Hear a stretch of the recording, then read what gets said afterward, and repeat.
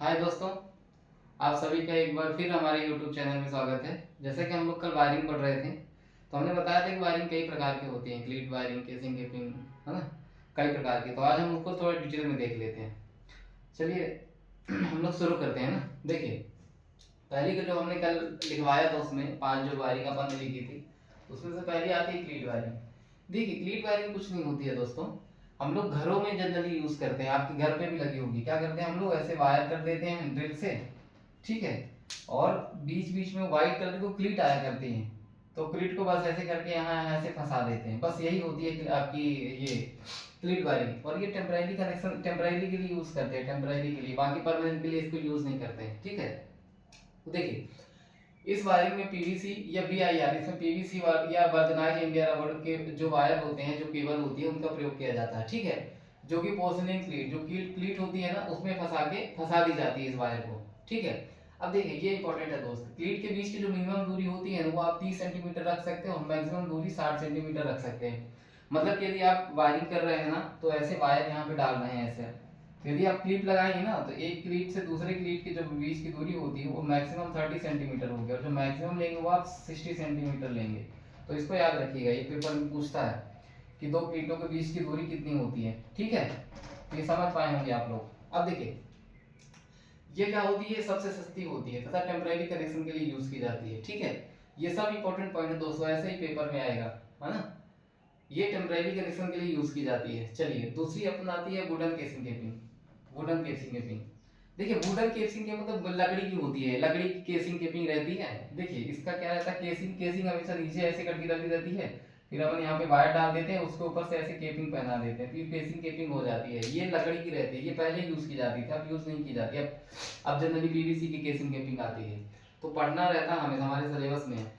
तो इसमें देखिए, जो हमारी वायर है, जो केबल है, वो बीआईआर वैल्कनाइज इंडिया रबड़ या फिर पीवीसी पॉलीविनाइल क्लोराइड, इसकी जो केबल रहती है ना, जो उसके ऊपर इंसुलेशन चला रहता है, वो यूज किया जाता है बीआईआर या पीवीसी का। अब देखिए, इस वायरिंग के स्थान पर अब देखिए पीवीसी केसिंग केपिंग आ गई है, अब लकड़ी वाली नहीं होती है, आप लोग बहुत कम देखे होंगे लकड़ी वाली। अब ये केसिंग केपिंग पीवीसी की आ गई, जो कि आपके घरों में भी की जाती है ना। ये देखिए, ये वाली वहां की जाती है जहां पर लो वोल्टेज डोमेस्टिक अप्लायंस होते हैं, ज्यादा नहीं यूज की जाती है, क्योंकि उसमें कोई शॉर्ट सर्किट हुआ तो लकड़ी में आग भी लग सकता है। तो ये लो वोल्टेज डोमेस्टिक अप्लायंस के लिए उपयोग की जाती है, ठीक है दोस्तों। अब देखिए, तीसरी अपनी है लेड शीट वायरिंग, ठीक है। कौन सी है, लेड शीट वायरिंग। तो देखिए, इसमें क्या होता है कि जो आपकी केबल रहती है ना, वो आपकी केबल या वायर आपकी पीवीसी की, या इसको टीआरएस का फुल फॉर्म होता है tough rubber sheet, tough rubber sheet, है ना। ये टीआरएस का फुल फॉर्म होता है टफ रबर शीट। ये कई एक आध बार तो इसका फुल फॉर्म ही पूछा था, टीआरएस का फुल फॉर्म क्या होता है। तो देखिए, इसमें कुछ नहीं होती है, पीवीसी करते हैं ऊपर वाला इंसुलेशन, या फिर टीआरएस, इसमें कुछ नहीं, रबड़ को ना टफ करके उसके ऊपर लगा देते हैं ना, वही टफ रबर शीट, रबड़ की शीट को एकदम टफ कर देते हैं ऊपर। देखिए, इसको देख लेते हैं अपन कि जो ऊपर की कवरिंग होती है ना, अच्छा, जो केबल आपकी होती है वो पीवीसी और टीआरएस पे तो बनी रहती है, तथा ऊपर की कवरिंग में ना हम लेड शीट कर देते हैं, लेड शीट चढ़ी होती है इसके ऊपर की कवरिंग में, लेड शीट। तो लेड शीट क्या करता है, पहली बात की मैकेनिकल इंजरी, जो कि उसमें मैकेनिकल जैसे नहीं, वायर में कुछ जैसे अपन वायरिंग कर रहे हैं, उसमें कुछ ऐसा लग जाए तो मैकेनिकल इंजरी से बचाने के लिए ना। फिर होता है मॉइस्चर, ताकि उसमें मॉइस्चर ना घुस पाए, कोरोजन, कोरोजन मतलब जंग ना लग पाए। तो ये तीनों जगह में प्रयोग की जाती है लेड शीट वायरिंग, आता है ये पेपर में। बोलेगा निम्नलिखित में से किस जगह लेड शीट वायरिंग का यूज नहीं किया जाता है, या फिर बोलेगा निम्नलिखित में से किस जगह लेड शीट वायरिंग का प्रयोग किया जाता है। तो ये तीन ऑप्शन रहेंगे, 3 या 4 ऑप्शन, ठीक है। अब देखिए, जो इसका उपयोग किया जाता है ना, तो जैसे कि आपकी जो आपका पोल है, नियरेस्ट पोल, जहां से आपके घर पे सप्लाई आ रही है, ठीक है, ये आपके घर पे सप्लाई आ रही है, और यहाँ पे आपका क्या लगा है, एनर्जी मीटर लगा है, एनर्जी मीटर। तो ये जो पोल है, पोल से आपके घर में ये जो एनर्जी मीटर लगा है, तो यहाँ तक ये जो वायर की रहती है ना, ये वायर ये जनरली मतलब कि लेड शीट की होनी चाहिए, लेड शीट की होनी चाहिए, पर हम लोग तो कुछ भी लगा देते हैं, है ना अपन। बस ये है कि अपने घर तक सप्लाई आ जानी चाहिए, पर देखा जाए तो जो कि स्टैंडर्ड है, वो यहाँ से आपके पोल से लेके एनर्जी मीटर तक आपका लेड शीट के वायर होनी चाहिए, उसमें लेड शीट वाली वायरिंग होनी चाहिए, ठीक है। तो आपने देख लिया कि इसका उपयोग सामान्यतः मेन पोल से एनर्जी मीटर तक किया जाता है ना, मतलब जहां से मेन पोल है एनर्जी मीटर, वहां तक हमेशा इस वायरिंग का प्रयोग किया जाता है जनरली। अब देखिए, एक आती है बैटन वायरिंग, या फिर इसको टीआरएस वायरिंग बोलते हैं, या सीटीएस वायरिंग, ये भी इंपॉर्टेंट है दोस्तों। ये भी आपकी इंपॉर्टेंट वायरिंग है एक, है ना। देखिए इसमें क्या होता है, इसमें भी एक लकड़ी की बैटन होती है। बैटन तो इसमें भी होती है, पर इसमें लकड़ी की होती है, जैसे इसमें थी ना वुडन वाली में। देखिए जैसे लकड़ी है आपकी, ऐसा ऐसा आपका लकड़ी है ना। अब इसमें क्या करते हैं, अंदर ऐसे दो रैक रहती है, ऐसे दो रैक, तो एक से फेस ले जाते हैं और एक से न्यूट्रल कंडक्टर ले जाते हैं, है ना, इस रैक के अंदर से। और इसी रैक के अंदर में ना यहाँ पे ऐसे क्लीट फंसा देते हैं, ये क्लीट ऐसे करके, ताकि ये जो वायर अंदर फंसी रहे। ठीक है, ये समझ पाए होंगे आप, ऐसी रहती है। तो इसमें दो रैक होते हैं, इन्हीं रैक में आपके जो वायर होते हैं वो डाले जाते हैं, है ना, इन्हीं रैक में आपके वायर डाले जाते हैं। ठीक है, ये समझ पाए होंगे सर आप लोग। अब देखिए ये जो अपन क्लीट लगा रहे हैं ना, ये वाली क्लीट, ये जो आप बीच बीच में ये क्लीट लगा रहे हैं, ये क्लीट, तो यदि आपका हॉरिजॉन्टल, हॉरिजॉन्टल मतलब आप इस तरह वायरिंग कर रहे हैं ना, ये वाली को इस तरह यूज कर रहे हैं हॉरिजॉन्टल, तो ये जो दो क्लीटों के बीच की दूरी है ना, वो 10 सेंटीमीटर तक रहनी चाहिए, है ना। इन दो क्लीटों के बीच की दूरी कितनी रहनी चाहिए, 10 सेंटीमीटर। वहीं पे आप यदि वर्टिकल ऐसे लगा रहे हैं, वर्टिकल जा रही है ये आपकी, तो वहां पे इन दो क्लीटों के बीच की दूरी 15 सेंटीमीटर रहना चाहिए दोस्तों। ये 15 सेंटीमीटर ना, ये बहुत जरूरी है, ये आता है पेपर में। हॉरिजेंटली में कम भी चल जाएगा, लेकिन वर्टिकल में चढ़ती है ना तो 15 सेंटीमीटर लेता है ना। हॉरिजेंटल मतलब ऐसा एकदम फ्लैट जा रही है, वर्टिकल मतलब कि दीवार के जो आपका सरफेस है उसके परपेंडिकुलर लंबवत जा रही हो, तो वहां पे 15 सेंटीमीटर रहता है। ठीक है, देखिए केबल को बुट पर टिंड ब्रास लिंक क्लिप से सपोर्ट दिया जाता है ना, वही जैसे ये क्लिप से यहाँ पे सपोर्ट दिया जाता है। और इसकी जो डिस्टेंस रहती है हॉरिजॉन्टल रन के लिए 10 सेंटीमीटर रहती है, वर्टिकल रन के लिए 15 सेंटीमीटर रहती है। ठीक है, अब देखिए ये और इंपॉर्टेंट है, इसका उपयोग वहां पर किया हुआ जहां पर एसिड और एल्कलाई वाली जगह होती है, जहां पर एसिड जैसा केमिकल टाइप का कुछ चीजें रहती हैं ना, तो वहां पे हम लोग इसका बैटन वायरिंग या टीआरएस या सीटीएस का प्रयोग करते हैं। इसको ध्यान में रखिएगा, पेपर में पूछता है कि जहाँ पर आपका एसिड या एल्कलाई वाला एरिया होता है वहां पे कौन से प्रकार की वायरिंग का प्रयोग किया जाता है।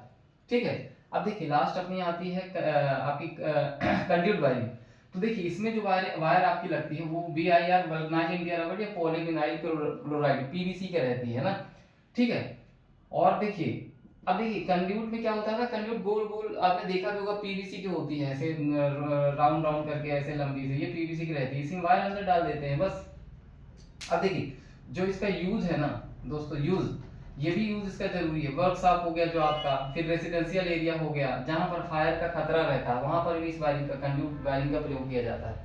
ठीक है दोस्तों, तो आप लोग इतना समझ पाए होंगे। अब देखिए थोड़ा सा इनका कंपैरिजन देख लेते हैं कि हमने पढ़ा इनका बीच में आपस में कंपैरिजन क्या है ना, तो हम और अच्छे समझ पाएंगे। देखिए कंपैरिजन में देखेंगे तो ये अपने पहली कौन सी है, ये इधर वायरिंग के नाम क्लीट वायरिंग हो गई, केसिंग कैपिंग वायरिंग हो गई, बैटन वायरिंग हो गई, और आपकी कंड्यूट वायरिंग हो गई। ठीक है, तो देखिए जो इंस्टॉलेशन होता है, मतलब कि जब हम इसको लगाते हैं तो ये आसानी से लग जाती है, थोड़ा डिफिकल्टी से लगती है, थोड़ा डिफिकल्टी से लगती है, सबसे ज्यादा डिफिकल्ट होती है लगाने में, क्योंकि इसको जमीन के अंदर लगाया जाता है ना केसिंग कैपिंग डाल के।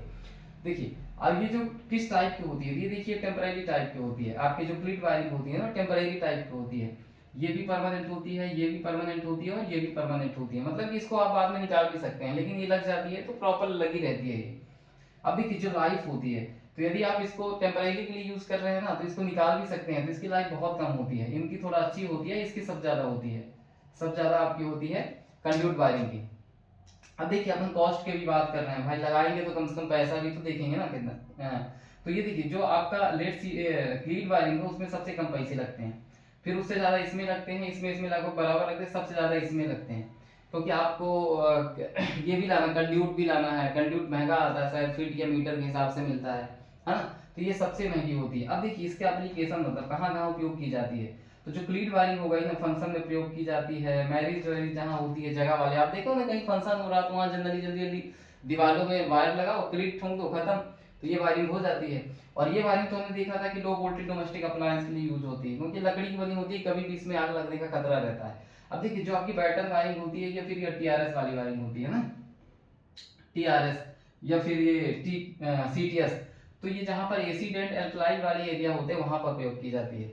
और ये जो कंड्यूट वाली वायरिंग होती है ना दोस्तों, ये गोडाउन हो गया, वर्कशॉप हो गया, पब्लिक बिल्डिंग हो गई, जहां पर उन सभी जगह इस वायरिंग का प्रयोग किया जाता है। तो ठीक है दोस्तों, हो सकता है आप इतना समझ पाए होंगे, और प्रॉपर नोट्स बनाते रहिएगा दोस्तों, रिवाइज करते रहिए, क्योंकि पेपर ऐसे ही आता है आजकल, वो जमाना गया जो कि स्ट्रेट फॉरवर्ड आता था, ऐसे ही 3-4 आपको ऑप्शन दे देगा, बोल देगा इसमें से कौन सा नहीं है या फिर इसमें से कौन सा है करके ना, तो रिवीजन करते रहिए, बाकी चल रहा धीरे धीरे करके दोस्तों, और चलता रहेगा। ठीक है दोस्तों, चलिए ठीक है, मिलते हैं फिर नेक्स्ट वीडियो में, जब तक के लिए जय हिंद दोस्तों।